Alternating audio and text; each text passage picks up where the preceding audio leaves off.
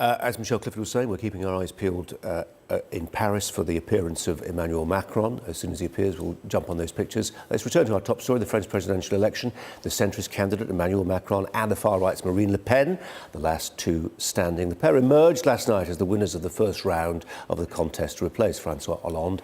Well, joining us from Paris is Bruno Bernard, a former senior political officer for the British Embassy in Paris and member of the centre-right political party, Les Républicains. Bruno, welcome to you. How much did the result reflect a rejection of France's political orthodoxy, do you think? I think it's the British equivalent of having Labour and the Conservatives losing in the first round and having the Lib Dems and UKIP facing each other in the second round. The Socialist Party and Les Républicains have been knocked out on the first round. It's a massive shock, although you have to understand and remember that Emmanuel Macron was a minister for François Hollande, so he had a lot of support from the establishment, from the political establishment, from several ministers in the current government. The real news is that for the first time, the Conservative candidate, François Fillon, has been knocked out in the first round. Yeah, just on the point about, we'll deal with those two main centrist parties first. Just for the Socialist Party, for Benoît Hamon to poll, what was it, 7%? Does that mean, is that the end of the road for the Socialists as a mainstream party for a generation? I think you're right. It's the end of the road for several political figures, including François Fillon and Benoît Hamon. I think the Socialist Party will reinvent itself with Emmanuel Macron, and I think part of the right will reinvent itself with Emmanuel Macron as well. The thing is that the other part of the Conservative Party in France will have to dig deep and do a bit of soul searching on where they want to be next. Will they want to confront Mr. Macron, oppose Madame Le Pen at the same time, or maybe try to negotiate some alliance with Marine Le Pen in the future? I'm looking at the latest poll this morning, Bruno, 61% for Macron, come the second round, 39% for Le Pen. It looks like an absolutely unassailable advantage, but there are those people pointing out that, for instance, we don't know how the working class vote that was turning out for Mélenchon might peel off. There are social conservatives who like the idea of some of the ideas that are coming out of François Fillon's mouth, who may turn to Le Pen, so that gap may narrow.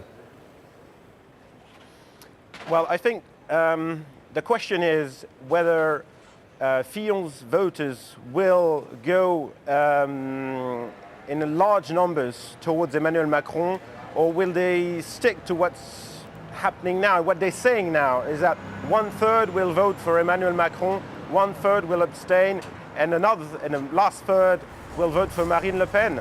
So in that light, I still think that Emmanuel Macron will be elected, but not with the wide margin that we're talking about right now. We expect to see Emmanuel Macron, we just saw him 10 minutes ago, we expect to see him again as he approaches the party headquarters. A party which over a year ago didn't exist. I mean, that poses problems for him, doesn't it, in terms of making his legislative writ run, because yes, he may become the president, but he's got to make things work in Parliament too.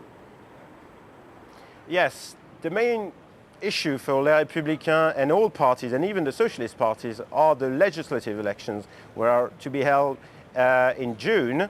And now we'll see the real political negotiation between the Socialist Party, Emmanuel Macron, and some right-wing MPs, Les Républicains MPs, to see who gets the endorsement from Emmanuel Macron, because you have to remember that, as you said, En Marche, Emmanuel Macron's party, wasn't around a year ago, and the candidates that he's endorsing at the moment are complete unknown locally.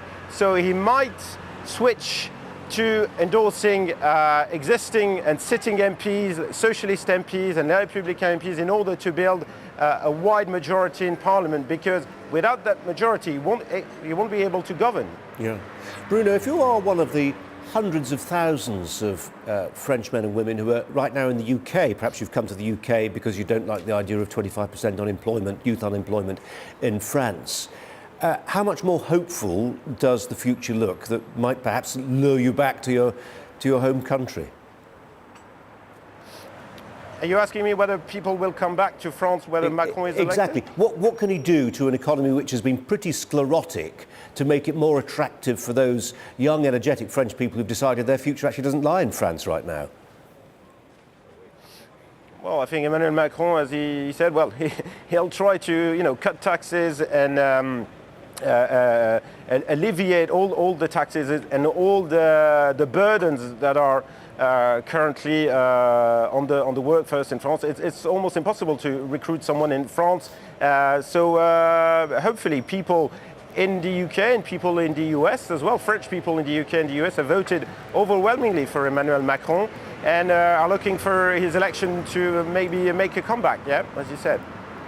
OK. Bruno, we're going to leave it there. Bruno Bernard is a former senior political officer for the British Embassy in Paris. Thanks very much.